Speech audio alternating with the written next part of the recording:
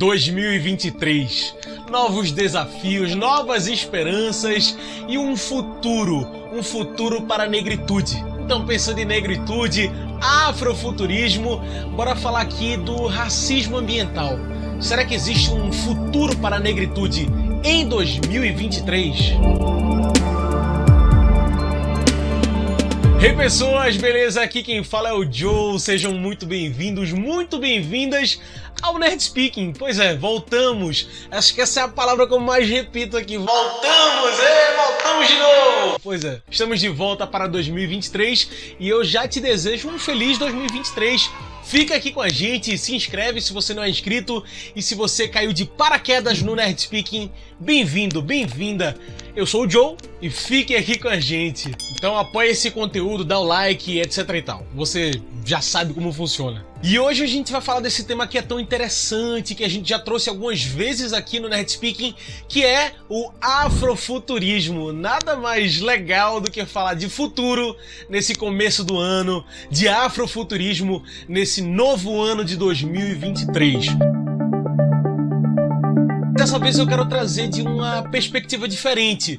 Das últimas vezes que eu trouxe, a gente falou muito do afrofuturismo como uma estética, como uma música, como uma moda. Dessa vez eu quero pensar em afrofuturismo como ele é, um futuro para a negritude. Mas se você está se perguntando, peraí, o que é o afrofuturismo? Se liga aqui nesse pequeno resumo, bora recapitular. Afrofuturismo é, antes de qualquer coisa, um movimento cultural que explora e imagina a estética, literatura, filosofia e ciência completamente embasados na negritude, imaginando histórias de negros em um futuro livre, afrocentrado, cheio de tecnologias que misturam conhecimentos da natureza com engenharias extremamente avançadas. Pois é, e é por isso que eu reforço, não quero falar da estética afrofuturista, eu quero falar do futuro negro, do afrofuturismo como um modelo de futuro utópico. E a ideia do afrofuturismo já é meio problemática logo em seu início, porque muito dela imagina a negritude em fuga. Esse futuro, o afrofuturismo, como uma fuga do racismo, uma fuga do mundo que a gente vive hoje. Já atingido pela industrialização, por um modelo de futuro onde a tecnologia industrial surge, do capitalismo que hoje a gente vive. E hoje sabemos que esse capitalismo também causa grandes abismos sociais, a pobreza e a miséria gigantesca de um pedaço da nossa sociedade. Muitas vezes esse fragmento gigantesco sendo, é claro, a população negra. E é nisso que o afrofuturismo bate, nessa diáspora, esse espalhamento do povo negro pelo cosmo, pelo espaço, seja numa terra fictícia, seja numa terra que eles escaparam e agora estão no espaço. Essa é a ideia de diáspora do afrofuturismo, que imita a diáspora africana, O povo preto pelo mundo, o espalhamento do povo preto pela terra. E aí eu trago de volta Sun Ra, que tantas vezes já falei aqui no Nerd Speaking, um músico, um poeta, um filósofo do afrofuturismo muito antigo, um fundador do afrofuturismo, que tinha essa ideia de negritude em fuga do racismo. A proposta dele e de tantos outros antes e depois dele era do afrofuturismo depois de anos de exploração, anos de preconceito, depois da escravidão e da dominação capital. E aí propondo, é claro, uma fuga disso tudo, propondo ir para longe do racismo que cerca a população preta. E é por isso que eu falei, é claro, do mundo capitalista, que muita gente fica, peraí, não vamos falar disso. Não, bora discutir um pouco disso. Pensar no mundo capitalista, pensar no mundo após a colonização, um mundo após a monarquia, é pensar em racismo, é pensar em preconceito, em extermínio. Frantz Fanon, um psiquiatra, filósofo negro, fala muito disso no seu livro Os Condenados da Terra. Ele diz o seguinte: essa grandiosidade europeia é literalmente escandalosa porque foi construída sobre as costas dos escravos e se alimentou do sangue dos escravos, vem diretamente do solo e do subsolo. O bem-estar e o progresso da Europa foram construídos no suor e com cadáveres dos negros, dos árabes, dos índios, dos amarelos. Isso nós decidimos não esquecer.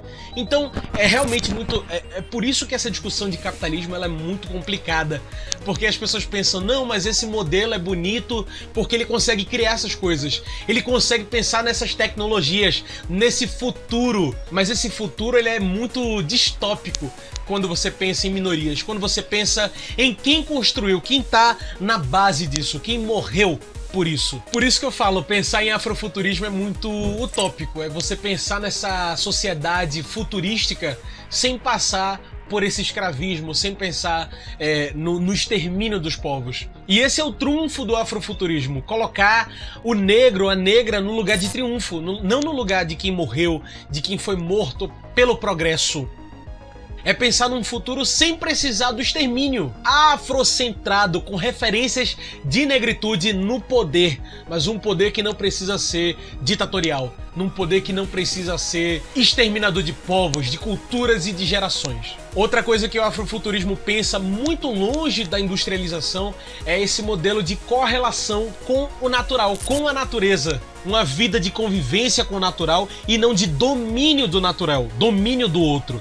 É uma coexistência, uma codependência, um respeito. Esse traço do afrofuturismo também bate muito forte quando a gente volta para a realidade e percebe que é justamente o oposto que acontece aqui, que é o tema que eu quero chegar nesse vídeo. O mundo real corre no sentido reverso do afrofuturismo. E nos últimos anos eu tenho trabalhado com produção de programa de rádio e podcast do Centro de Desenvolvimento Agroecológico Sabiá, ou só Centro Sabiá. Um lugar onde a gente discute a agricultura familiar, a agroecologia, meio ambiente, desenvolvimento sustentável e convivência com a natureza. E no finalzinho de 2022 a gente discutiu lá no podcast o Cantos do Sabiá, para quem quiser ouvir, tá nos links.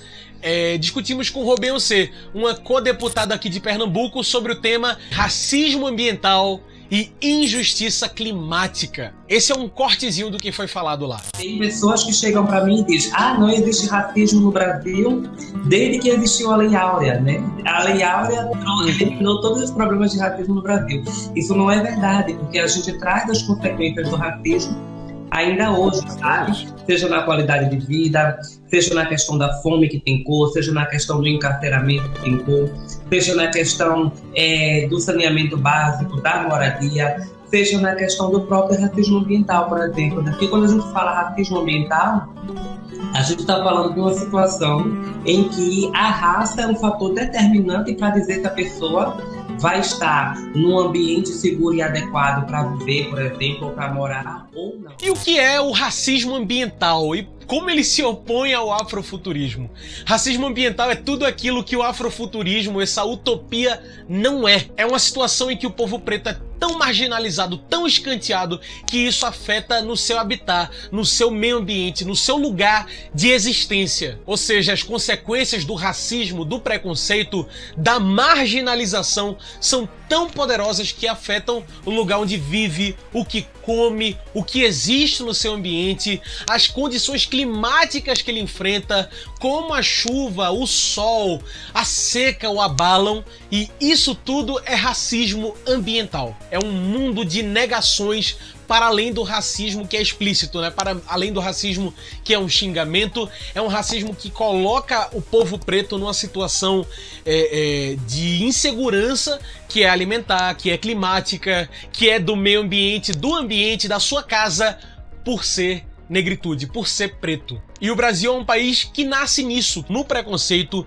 e no extermínio do povo preto e indígena. Isso, infelizmente, está entranhado nas veias do Brasil, que se desenvolveu como uma monarquia, institucionalizou o racismo na escravidão. E para ser uma coisa menos difícil de imaginar, de pensar, pô, como assim? Não tô entendendo.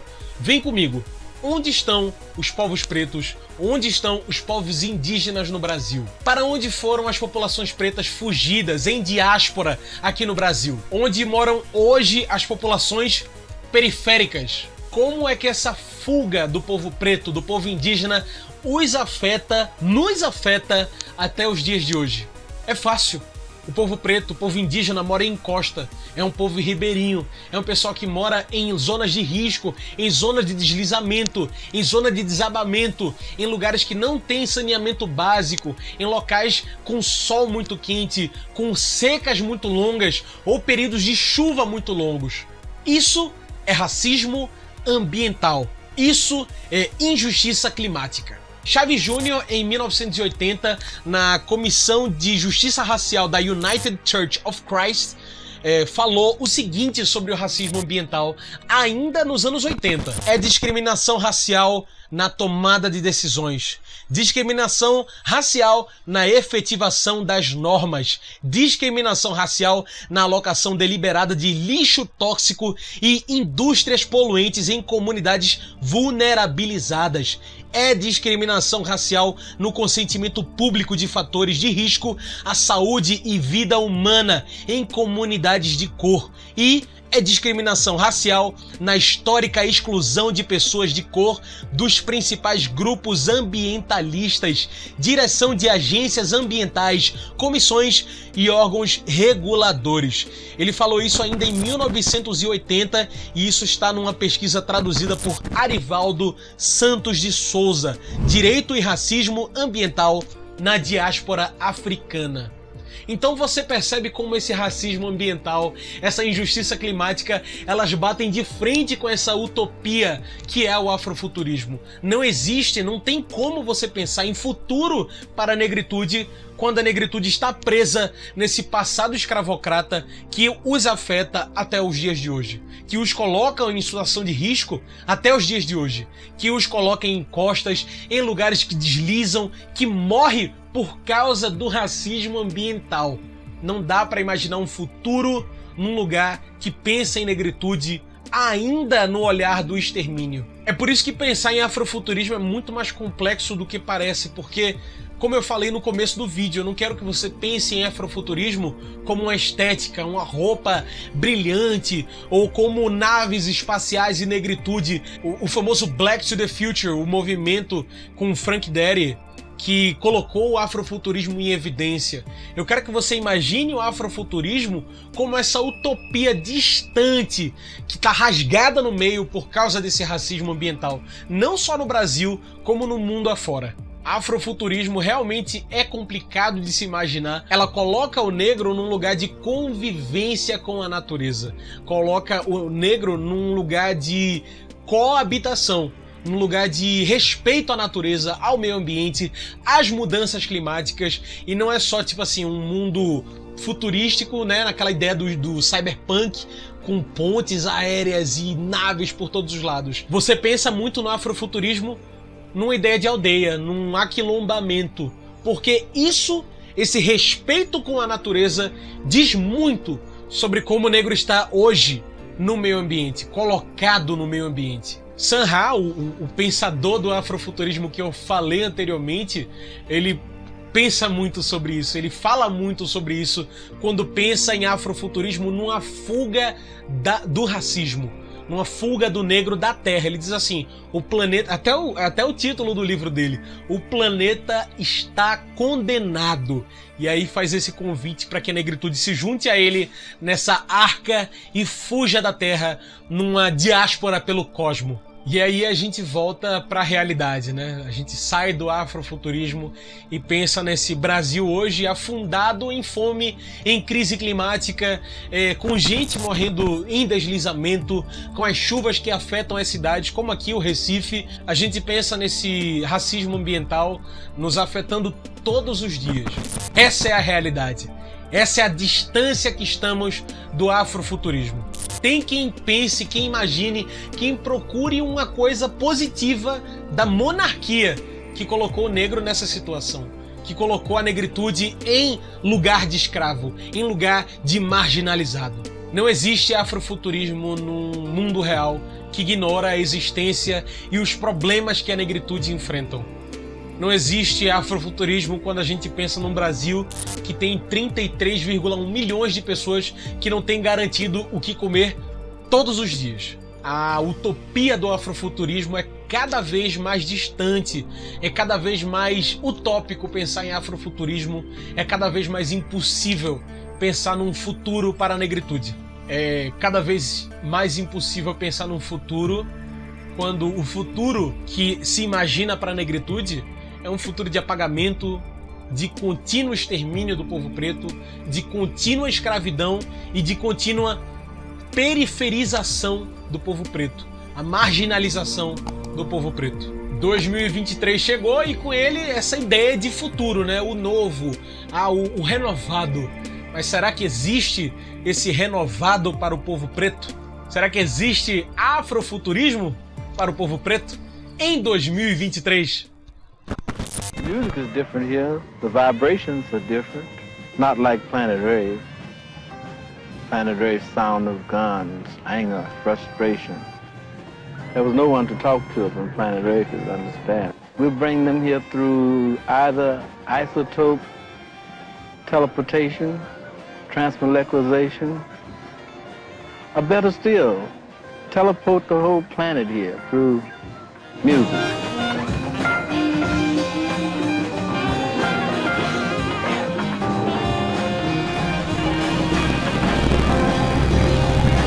Hey pessoas, beleza? Aqui quem fala é o Joe, esse foi o Nerd Speaking. Estamos de volta para esse ano de 2023. O futuro é o Nerd Speaking. Se você chegou até aqui, você gostou desse vídeo, não esquece de deixar o like, não esquece de passar para um amigo, para uma amiga. A ideia para o Nerd Speaking nesse novo ano é um Nerd Speaking cada vez mais negro, cada vez pensando em cultura pop e negritude. Então se você gosta dessas análises, se você gosta dessas histórias de negritude, segue a gente, passa para um amigo, passa para uma amiga. A cada pessoa que você passa, o Nerd Speaking chega mais longe. E deixa um comentário também, eu quero conversar com vocês, eu quero que vocês falem o que vocês pensam desse afrofuturismo. Bora conversar, bora passar essa ideia de futuro negro pra frente. Esse possivelmente é o futuro do Nerd Speaking, um futuro de cultura pop e negritude. Então se você tem algum tema, alguma coisa que você quer que a gente discuta aqui, comenta aí embaixo. É isso, aqui foi o Joe e esse é o Nerd Speaking.